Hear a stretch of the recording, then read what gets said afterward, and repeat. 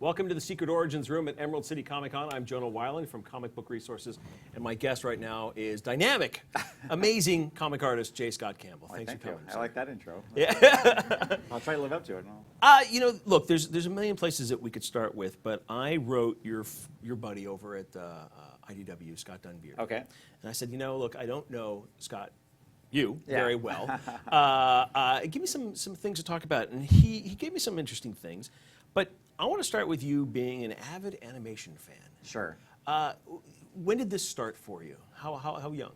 I would say I was into animation and thought I was going to pursue a career in animation far before I ever picked up my first comic book. I mean, I was drawing from as far back as I can remember, and I think the first correlation I made with drawing to something professional was, oh, animation, like these cartoons are drawn by somebody. And for the longest time, I was pretty much on a path to not only be an animator, but I was pretty convinced I was going to try to become a Disney animator. And I remember one of the very first art books I got was The Illusion of Life. Anybody who knows, like, art, I mean, to this day, even being a comic book artist, I still think that's one of the best drawing books, like, there is. Because even though it's talking more about animation, it still talks about conveying personality and gesture and all these things that kind of go in both fields. And then sometimes I think is a little bit under-delivered in comic books, because sometimes comic books, we have a little bit of a narrow presentation of, like, you know, like the superhero standing upright and all that kind of stuff. And sometimes animation, I think, still has a better range of, like, nuances between with lots of other kind of characterization. But anyways, I was pretty convinced I was going to be an animator for a very long time, and I think there's a combination of events sort of steered me a different way. I picked up my first, well, I was always aware of comic books, but I remember the very first comic book where I was like, what's going on here, was an X-Men annual that my friend had. I was sort of vaguely familiar with X-Men at the time, but this annual was drawn by Arthur Adams, who hopefully most of you guys know who that is. And he was here earlier today, actually. Was he? Oh, yeah. Very good. So so that became like, I was like, oh my God, this guy, I've never seen anybody draw like this. Like this, just like the detail and the sort of the stylization he was doing, and everybody had these like elongated features back then, especially in the 80s when he was drawing. And I remember too, like looking at the girls, I going like, wow, these girls look different than the way the other people draw girls. You know, I really like how these girls are drawn, that kind of thing. And that's probably triggered again a seed of where I kind of went with my art. But so then I became obsessed with collecting anything Arthur Adams. I was like not so much an X-Men fan as much as an Arthur Adams fan. And then over time, I was, like I said, I was collecting these comics, and I remember like I couldn't get enough of a fix, because he was always a specialty kind of guy. Did the annuals, didn't really do series. And I remember at one point when I was exhausting finding books from like Arthur Adams, the comic book store guy, I remember him going like, well, have you seen the guy who's drawn Amazing Spider-Man lately? And I was like, no. And he goes, he's kind of like a rushed, slightly sloppy Arthur Adams, and that was Todd McFarlane. And I was like, going like, oh, I do kind of like this. And I kind of got into Todd McFarlane, and then I got into Jim Lee. And by then, I think I was pretty much completely hijacked into the comic book world. And I remember there was like one other, I wish I could find this interview too, because I'm paraphrasing, I'm sure, and I might even have it completely wrong, because this goes back many years. But I remember right around that time too in high school, when I was kind of veering off from animation interest into pursuing a career in comic books. That was around the time the first Batman movie came out.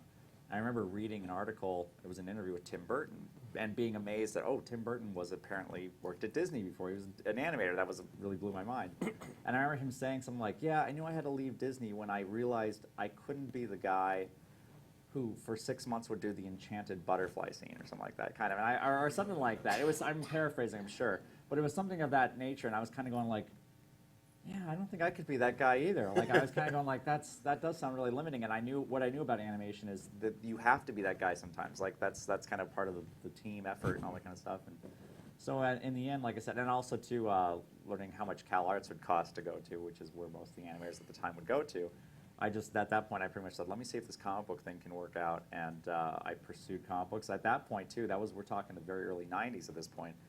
And comic books were, of course, exploding at that point. That was when Image Comics had started. X-Men 1 had come out and sold 8 million copies or whatever it is. And it seemed like there was this mad rush to look for talent, which I heard was unprecedented, because like before and after, kind of in some weird way. So I kind of like got in a very lucky point because everybody was looking for talent, and Jim Lee happened to put a talent search in the back of, I think it was Wildcats #2 or something like that, his first Image comic.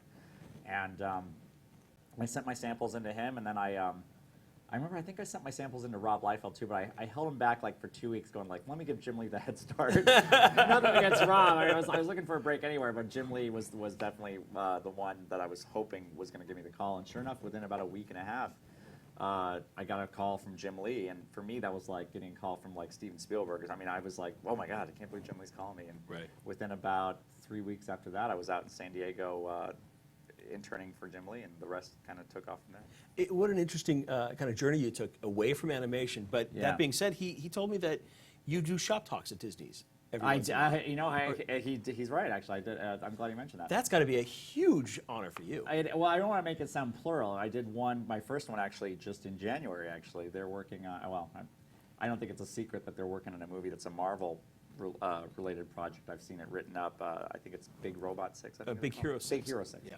I don't know why I put the robot. I know there's a robot in there.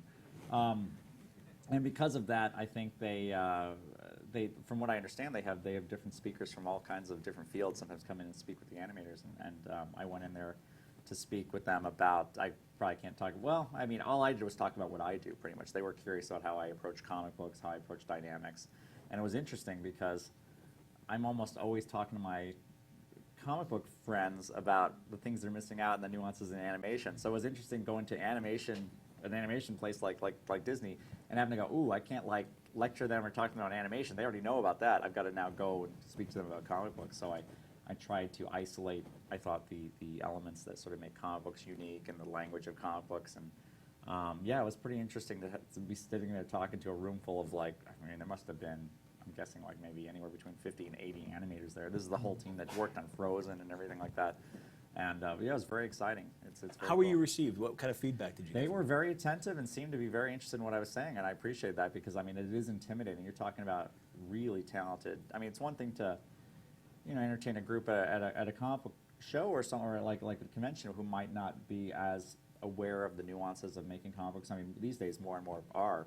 But when you're talking about a room full of animators, I mean, you're talking about a really the top of the line talent pool of like, you know, artistic talent. So it is a bit intimidating talking to that group. But thankfully, I feel like I did all right. I think so. They seem to enjoy it. So. Let's talk about your comics work a little bit, and let's stay in the present day. You're not doing a lot of interiors these days. No, You're not doing a so lot much. of sequential art. You're doing a lot of covers. Absolutely. Do you miss doing the sequential art? I do. Well, it's funny. I thought, I'm trying to think of when I started really this heavy cover output. It's probably going on about like 5 years now. Yeah. My feeling was at the time, I was pulling, well, at the time I was starting on, I'm sure we'll get to that Spider-Man project. I was kind of pulling away to do the Spider-Man project. And for various reasons, that started like kind of like falling apart, and the output for that started kind of like becoming, covers kind of became a thing to fill in the time while I was waiting for scripts and things like that for that project.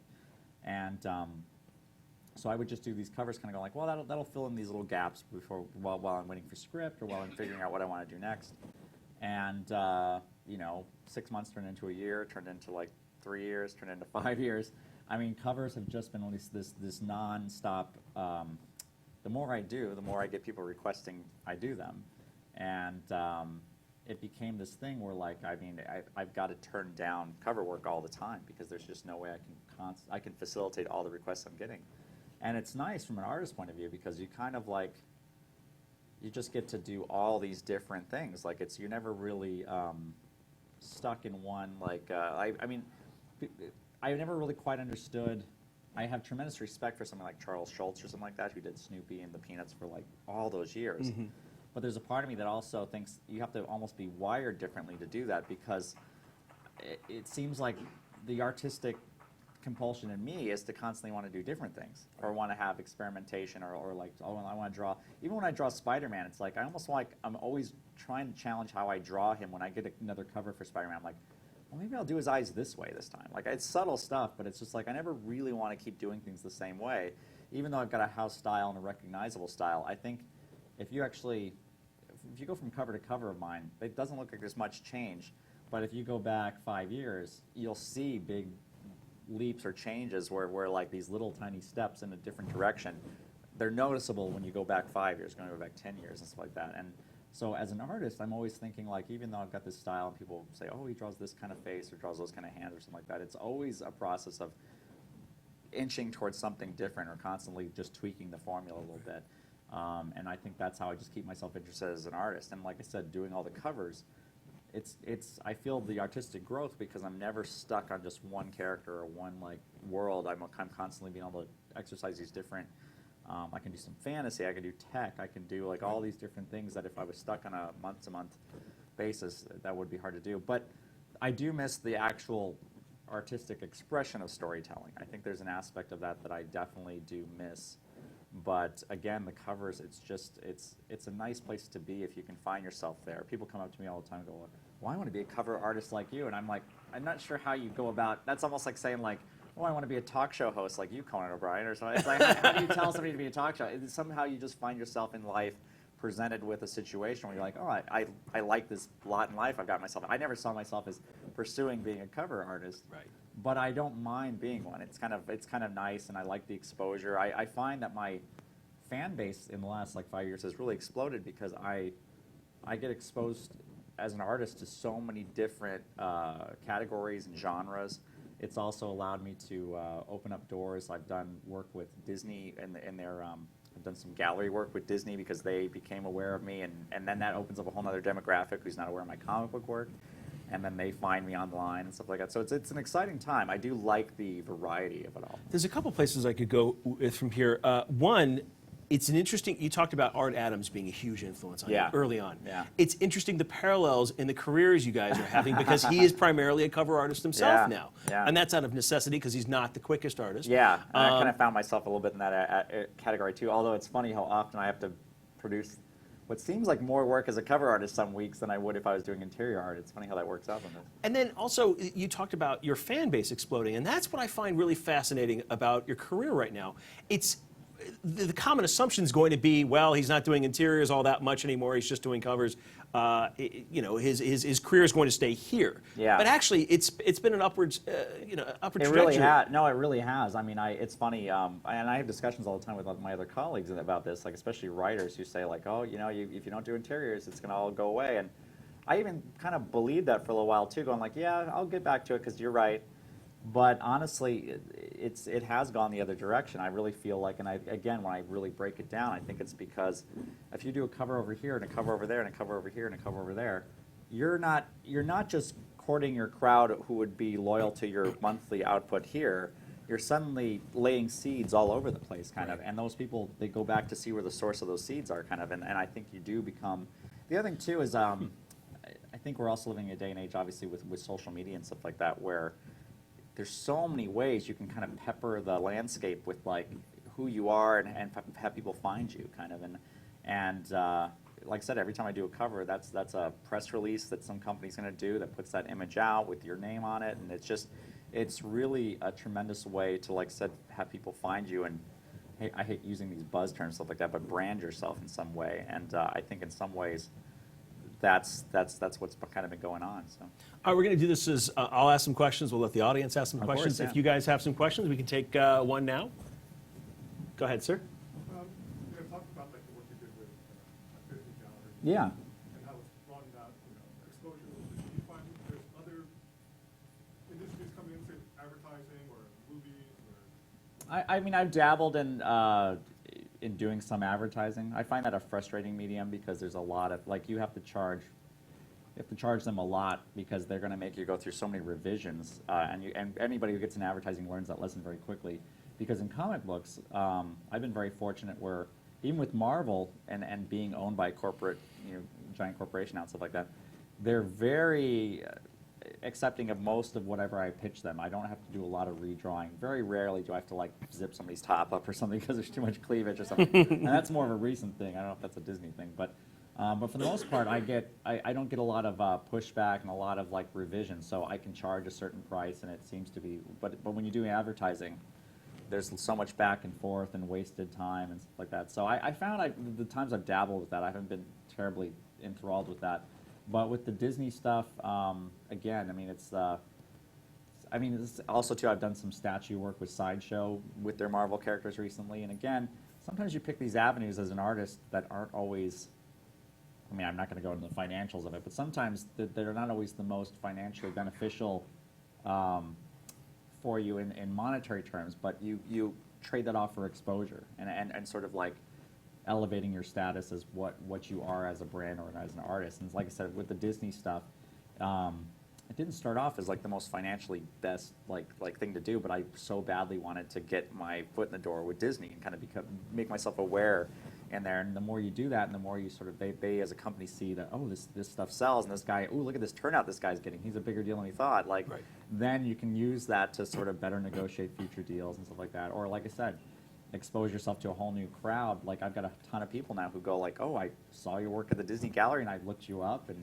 now I'm at a comic book signing, and look at all this other stuff you've done. I had no idea you drew Spider-Man. Like that's exciting for me. I love seeing that sort of like discovery, and even too, I see so many more young people coming up to me now at shows who couldn't possibly know anything about Danger Girl or like Gen 13, these interior series I did, but they're becoming aware of me through DeviantArt, through Disney, through my calendar that I do, and that's exciting. Like I said, I would never want to leave comic books behind and not do anything. That's why I love still doing the covers and having that be sort of like still the rock that all this other stuff is kind of like grown off of. But it becomes a situation where if I was to do interiors, it would have to be for the love of it, because on some level, just on a pure business level, these other opportunities have just become better for me.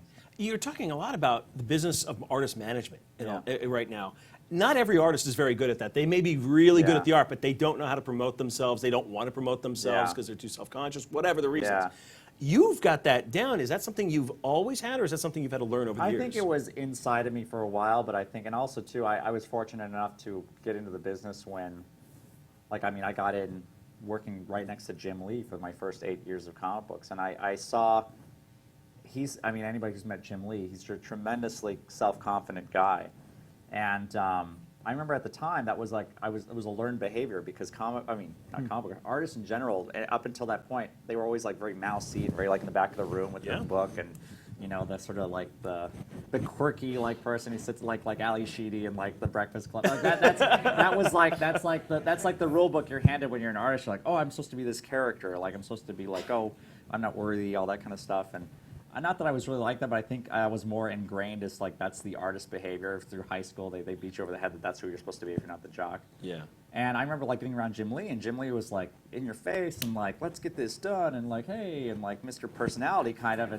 And I remember too, like when I was at like my first couple signings, I thought you're supposed to sign your name super small in the corner and like be like, and Jim Lee would take a big fat silver mark and go, and like it's like, I'm Jim Lee, like across the comic, and I'd like go, wow, that's like so confident, and they almost want you to do that kind of. And to this day, I think my signature is pretty big on the book. I'm not trying to do that to be like, it's just it was learned behavior around him that he had this confidence he exuded, and.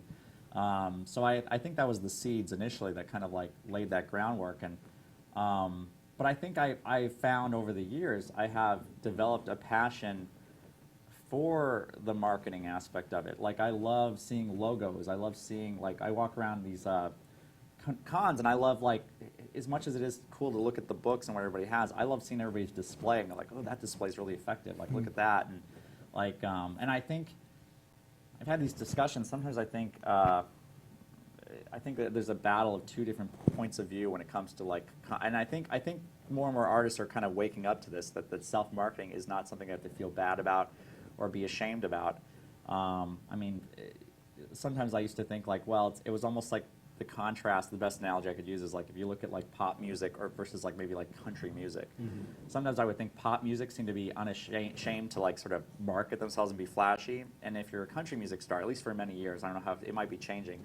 It always like you have to kind of play yourself down and be kind of like not make yourself too flashy because your audience would reject you kind of in some ways. And I think in some ways it's just marketing. It's really just about trying to capture the interest of your fans, make a really clear message, and sometimes that is using flashy graphics and sort of like just kind of putting yourself out there on social media, being sort of like branding yourself, really. I mean, for lack of a better term, I mean, one of the best compliments I ever get is when people come in and they go, man, I saw that comic from across the comic book shop, I knew it was you, like right away. You know, now some artists would take that as like, oh wow, you're not stretching yourself, you're not being diverse, you're in a rut. My feeling is like, that's the best thing you can ask for in this business. If somebody can recognize your work and it's just that recognizable, they don't have to see the signature, you've really successfully branded yourself and you've really successfully created an identity as an artist. And really that's what it's about. All this marketing, stuff like that, and your style, it's all identity. And identity is super important as an artist. If you don't have your identity figured out, you've got to go back and think about that, because that's you don't want to be just a generic work for hire. You want to be a unique identity. You know, you've also benefited from the fact that you've drawn very sexy women Yes. on your covers and in your comics for a long time. Yeah. Your style has been described as highly sexualized action series. I can see that. And, Sure.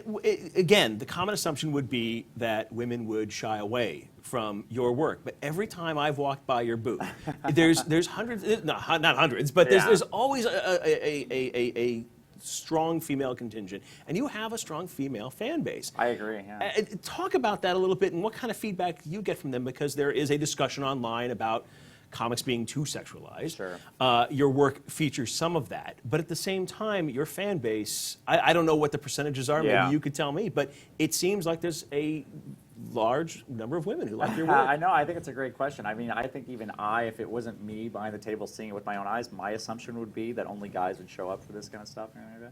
I first started seeing it back in the Danger Girl day. I mean, the idea was to draw like a comic book with unapologetically sexy women in tight like spy outfits, and I wasn't really trying to shy away or pretend it wasn't what it was. It was, yeah, these girls are like sexy and they're not like shying away from it, kind of thing. But what I did find was, as sexy as I was portraying them, I still tried to find a line where if it went overtly sexual in the book, it was kind of done looking at the camera going like, we know this is over the top, we're going somewhere with this. This is kind of a joke, like this is going to be, there's a payoff for this kind of. Otherwise, they would pretty much more or less, even though they were tight outfits, they were kind of still covered from head to toe more or less. I mean, the Danger Girls didn't always run around in bikinis. They had like head to toe boots and guns and belts. Sure. So the idea is like, what's that line between making them sexy but like not into that. At the time, there was the bad girl thing where, like, you know, I'm not trying to out anything, but, like, you know, there was, of course, lady deaths and stuff like that. And I always thought Danger Girl was, like, at least try to justify the sexiness to some degree. But what I did find was there was a lot of women coming around at that time when Danger Girl was saying, like, oh, this is my favorite book. Like, and I'm not going to overly say, like, oh, it was empowering or something. This is just what they were telling me. I would never market myself that way, but they were coming up to me saying, like, oh, I love Danger Girl because, you know, the women seem smarter than the guys, and I did portray it that way. The male characters, I almost enjoy making them the buffoons that the women shake their head at and go like, oh, this is, you know. Isn't that just reality? Come on. It seemed like it to me. Like, I just always have like enjoyed, even with Gen 13, like all the guy characters seem to be the buffoons in the book, and the women seem to be the smart ones. And I've always, in some ways, I'm not sure how that formula just came about, but that's always seemed natural to me to portray the characters in the book that way, and it carried into Danger Girl that way too. And so, like I said, that was the start of it. And the women tend to respond to the fact that, like, it's funny, guys almost seem to apologize for me for the sexiness of the girls to other women, then the women seem to want them to apologize for it, because most of the women that come up to me, they go, oh man, I just love the way you draw, they're sexy without being too much, and like I said with this fairy tale stuff as well, like a lot of them seem to gravitate to the costumes and the concepts, and don't seem to be offended by the pinup aspect of it, because again, I think I'm trying to walk that line where I don't cross over into something over the top. I mean, I always think, I'm a big fan of Gil Elfgren. He was a pinup artist in the 1950s and 60s, if any of you guys are familiar with him. And he did these very sexy pinups, but they always had a very playful, innocent girl next door aspect of it. And I've always thought, I always try to walk that line, really. And I think that's also why I think I'm one of those rare guys in this business who, even though I do the pinup stuff, you still regularly see me on Marvel comic book covers, drawing Spider-Man and these other characters that aren't necessarily female sexualized characters. And I don't think you see all the guys in my corner of the con who do the sexy pinups crossing over and doing still the mainstream. True. And getting calls from Disney to do gallery work. I mean, I think the thing is like, I can dial it in just right. Like I can crank up it to be a little sexy if I want to, but I can dial it back down and have it playful and cute. It's something I can manipulate very easily. And I'm not stuck only doing like, oh, if it's not over the top sexual, I can't do it. It's not like that. To me, it's always like, But I do think that's a key part of the branding thing. I mean, having an identity as a sexy girl artist. I mean, I'm pretty close friends still to this day with Adam Hughes, and I think we both were going down that path of kind of going like, we're not apologizing for having that be a calling card. I always thought, like with Todd McFarlane, one of the coolest things about him was he very early on became kind of the monster guy. Even though he did Spider-Man, Spider-Man always had a creepy look to him, and then he went into Spawn with that. And he wasn't super diverse. He was just really known for doing that really well. And on some level, I actually think sometimes being a diverse artist can almost hurt you a little bit, because you become, if you're fantastic at everything, you're not really known for anything in particular. Whereas if you're really good at one particular thing, or maybe two things, it's not that big of a deal if you're not like the best guy at drawing some other random aspect of your style, because in some ways it almost might detract from that thing you really want to be known for. Right.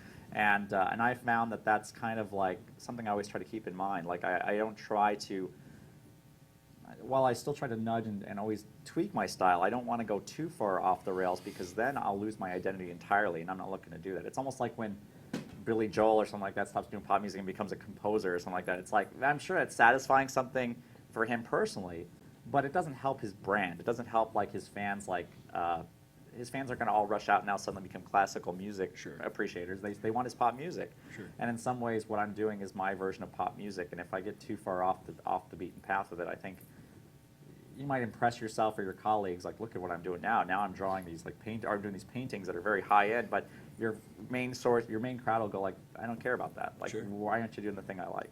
You know, I think we all here know what you're good at. You do it all the time, and that's your focus. What are you bad at as an artist? What do you hate drawing? It's funny too. I was really conscious of this right before I did Danger Girl. I remember I was drawing, whenever I was working on Gen 13, if I ever had to draw a vehicle or a gun or something like that, I'd go like, oh God, I hate drawing vehicles and guns. Vehicles and guns are the worst. They would slow my progress down immensely. And I remember like deciding to do Danger Girl and going like, I'm going to just jump full on into having to commit to drawing vehicles and guns and getting better at it. And I bought all these like models of trucks and guns and all these things just so I would have the reference. And I was like, I'm going to make this a strength. I'm going to just embrace it, because if I keep running away from it, it'll keep haunting me, and I'll keep being afraid to do it. And so that really did help. I mean, to this day, I still actually get annoyed drawing vehicles and guns because they're just, it's more of a time-consuming thing. I know it's going to take time, but I'm not intimidated as like a fear of it. I've learned tricks and things to make it go better.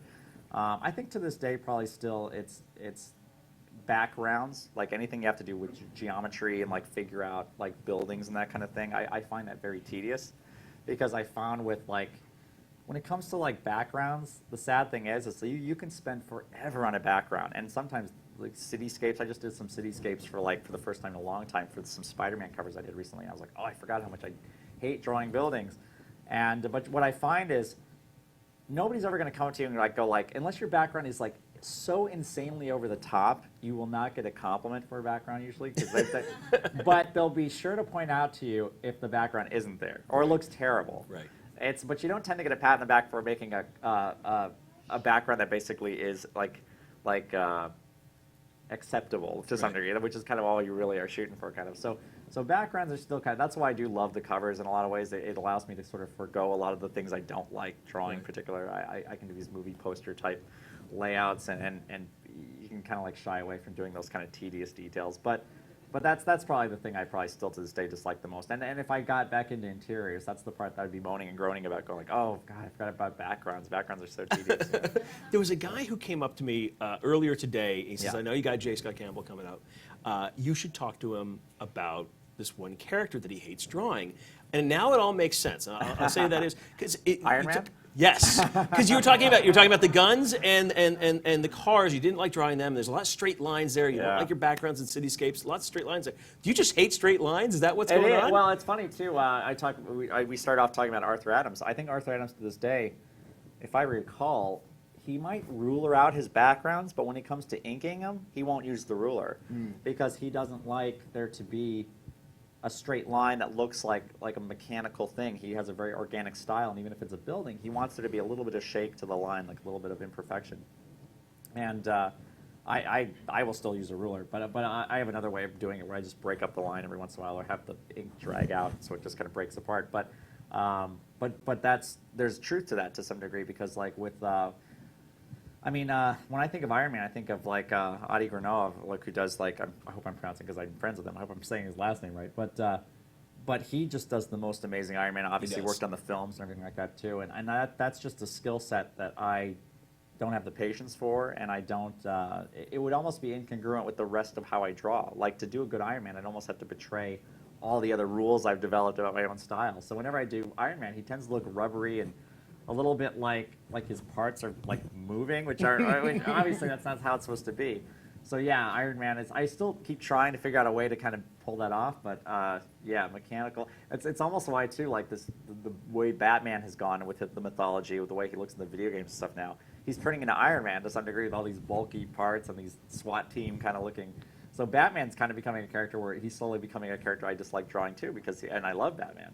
But the more these characters bulk up and machine up, kind of, it's like I did a cover recently for the Hulk, and I don't know if he's still doing this, but the Incredible Hulk is running around now with a giant like spacesuit. And oh my God, I hate that because it's like, first of all, the Hulk's a bulky character who can only move his limbs certain ways before he starts moving it in on himself, kind of. You put these big bulky space parts on him. Now you got like geometry, and you're going like, can that part? Isn't the shoulder pad going to hit his head? Like if you move his arm? I mean, these are all the things that you think about. So yeah, these mechanical suits, they drive me crazy. I can't stand them. Interesting. All right, we can take some more questions from the audience. Oh, almost lost one. Go ahead. This goes back to your two. Yeah. Are you guys making any new IPs, any titles coming Wildside? Any new original creations coming from you? I mean, Wildsiders, it still kind of leaves. It's one of those things where, as anybody who followed that series, I didn't get to finish that one for a lot of personal reasons I was going through at the time, and it was a creator-owned series, so it's not like you just hand it off to like somebody, like go to Marvel and go, hey, I can't finish this. Somebody else has got to finish this. It was my own title, so it's one of these things where it still kind of irks me that myself that I didn't actually get that series done. We ended up selling the IP to Cartoon Network anyway, and I think it just lingered in development limbo. But they wanted it, so that was their thing. I think the rights might have even reverted back to me at this point. But the thing is like, it's interesting. Like I think there was a golden age of IPs, like around the 90s, where everybody had their comic books, and you saw a lot of them getting turned into actual movies. It seemed like, it almost seemed easy in a weird way, which it never really was. It just gave that illusion. And the sad thing now is we're living in a time period where the landscape of media, I mean, as a viewer of media, it's fantastic. There's so many sources of it. I mean, every network has at least one or two good shows everybody's talking about.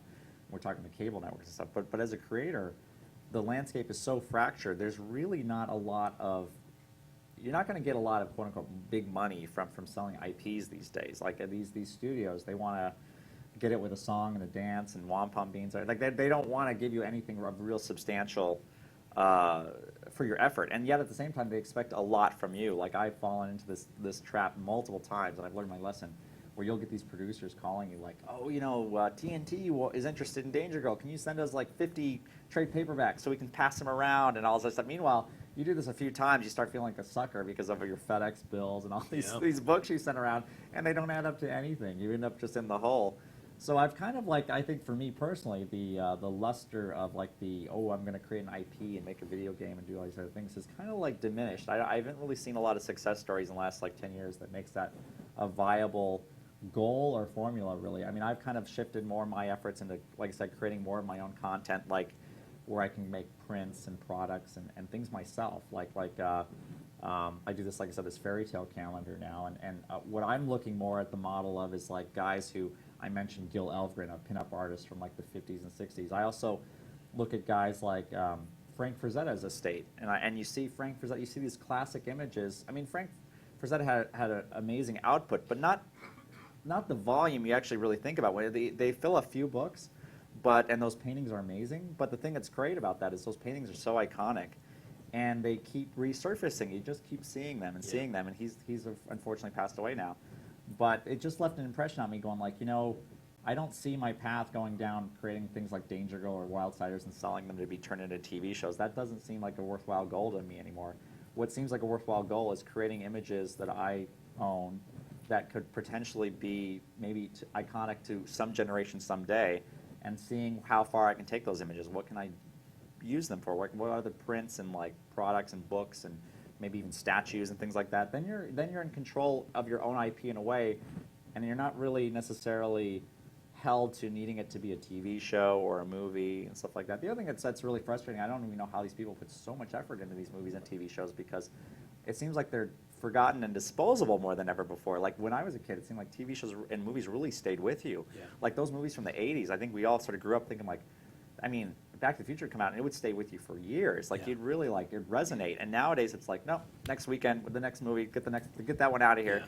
And I almost feel like bad for these movie makers because they must slave over these movies and they're quickly forgotten and shoved away. I don't think they have the longevity that the movies had, like maybe in the 70s and the 80s. And so I don't know, like the based back to your question, I think that sort of idea of creating a property as a comic book artist and like hoping it's going to be a movie and a TV show or animation or something like that, I wouldn't turn it away, but it's no longer a goal I put that much effort in. And I actually play hard to get with these producers now. If they call me up, I'm like, that's the best you got? All right, never mind. I'm not going to put any effort into it. I mean, it would almost take somebody like Spielberg or Cameron call me up going, okay, now I'll take the call, because I've been jerked around with that stuff so much, and any comic book creator who's had anything like that, they'll all tell you the same story. It's a lot of like expecting you to jump through hoops because they want to play on your hopes to get something made, and next thing you know, you've got a FedEx bill and a printing bill from sending all these books out that ultimately didn't net you anything, really, unfortunately. And I don't mean to be overly cynical about it. It really, if anything, it's a reality that's allowed me to resharpen my focus into other areas. And I think as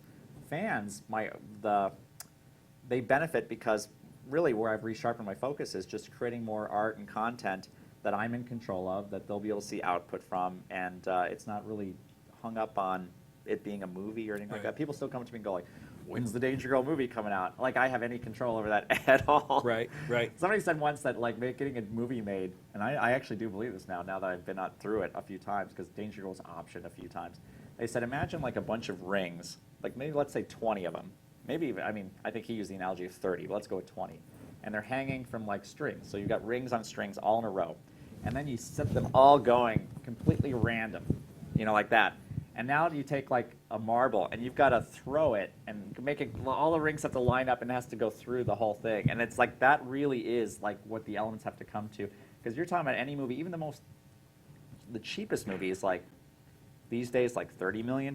Think about it, $30 million. Somebody's got to like be that passionate about a project to put $30 million into something. Right. That's not something they come to easy. It seems like it is because we see movies coming out all the time, but it's really difficult to get that many people. Somebody even said once too, like if you trace it back too, again, we're talking movies here. Like there's like something like at any point in time, like anywhere from like 6 to 7 people who really decide whether a movie gets made or not. Like no matter who the producers are and everybody, it funnels up to like basically 7 people in Hollywood who either say yes or no.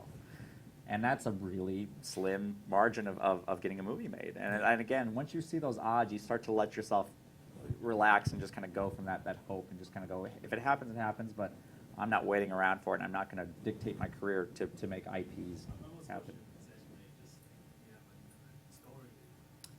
Do you have another story you want to tell? That's a good question, too, actually. I mean, I still actually would like to. I haven't actually given up the idea of telling the rest of Wildsiders. I'm not really sure how that would be, because it came out in 2005, and it's like, would somebody jump back in to do a story that started in 2005 and see how it finishes? I get a lot of people at cons that seem to think they would.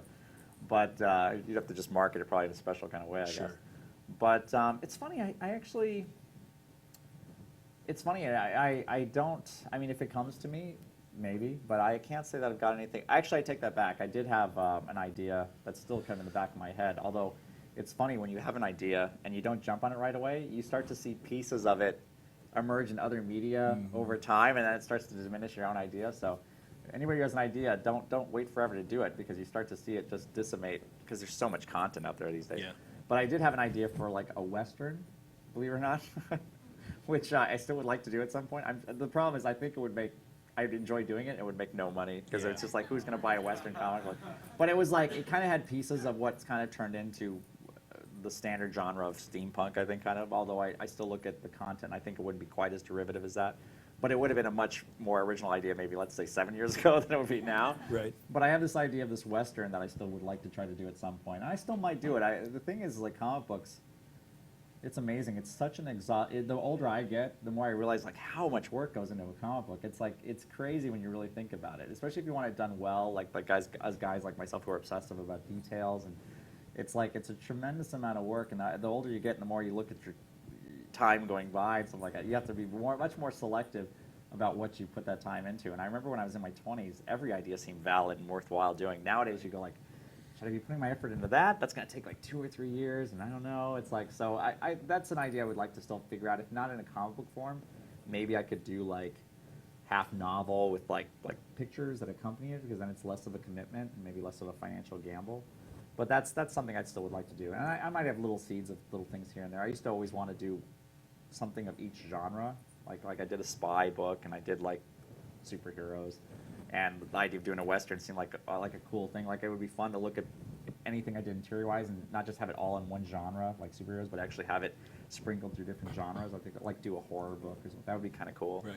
Something like that. I want to finish up. We've got 5 minutes left. Okay. And I want to finish up talking about one of your early influences. A lot of people, at least my age, got into comics through Mad Magazine. Oh, yeah. I absolutely got it. Mad Magazine I was reading before I read comics. Yes, me and too. of course, there's Mort Drucker, one of the Yes. great influences on your work. He did all those, if you're familiar with it, he did all those movie parodies in Mad Magazine. The best movie parodies. The absolute best ones. Talk about your love of Mort a little bit. And what kind of influence did he have? Absolutely. I mean, if any of you guys don't know who he is, you really should look him up. He's amazing. I think he's really one of those underrated geniuses in comic books. And I do count Mad Magazine as comic books. I mean, Absolutely. I know it's a magazine, and it kind of was categorized differently, but at least in the Only later... for legal issues. Yeah, exactly, legal reasons, exactly. yeah. But in the later years, but yeah, actually, that was my first exposure to comic books really was Mad Magazine. It wasn't comic books. I mean, I remember like going through a grocery store and like seeing Yoda, because I was super into Star Wars, on the cover of this magazine that looked like Alfred E. Newman, who I didn't know who that was, but I was like, why does Yoda look like retarded? Because he had that missing tooth and the crooked eyes. I was like, what is this? And I remember picking up going like, what'd they do to Yoda? And like I flipped through it, and then I saw my first Mort Drucker movie parody, which was Empire Strikes Back at the time. I think it was like Empire Strikes Out or something really silly like that. That's exactly what it was, Anyway, actually. Yeah. I think I remember that. And I remember like they had the Snowwalkers wearing the diapers and all the like stupid stuff like that. And I remember looking at it going like, but the likenesses were just like amazing, because I've never seen anybody do likenesses. I mean, Drew Struzan does amazing movie poster likenesses, so he's my favorite at capturing realism. But Mort Drucker, he would capture really the essence of like an actor, and not in that cheesy kind of way, and not to put people down who do caricatures at like theme parks and stuff like that, but if you've not seen Mort Drucker's likenesses, they're a whole other category. Spot on. And they really are. In their caricature fun way. Absolutely. So he was doing these Harrison Fords and this like Mark Hamills, and they were just like dead on, and they looked so simple, and kind of like the gestures were just dead on. And that was my very earliest comic book influence. So I was obsessive about capturing like the style to do, like I was mimicking him for the longest time, of doing sort of like likenesses. And to this day, I think it kind of stays with me. I don't use that muscle very often in comic books because it doesn't really fit, but sometimes if anybody has seen, like occasionally I did like a series of like the actress from Lost when that series was wrapping up, and I just put them online just randomly. There's no real way to monetize something like that. It was just for fun.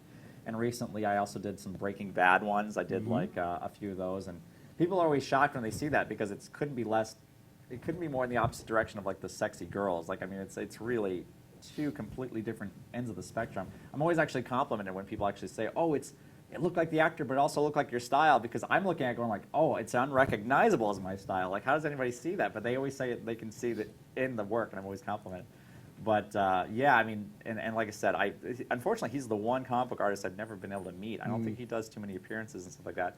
He must be pretty old by now, but loved his work. He's still one of my core top 5 influences of all time, and if I ever did that Western, maybe it'd be a chance to maybe kind of move more, seep some of that in there, kind of, because I think, because doing characters well, I think, is a lot more about, I mean, comic books, unless you're a digital artist, is such a black and white medium. Like, it's all about black line and white space, and it's very difficult to do nuances and subtleties which come into play when you're doing a likeness. But these days, like I said, there's so many other ways you can present a comic book in a non-traditional way, and it would be fun to work some of that influence in. I would love to do that sometime. Well, thanks for talking with us today. Everybody, J. appreciate Scott it. Campbell. Thanks. Well, great job, man. Good deal with Paul and Scott Jr. too. That was pretty good. He does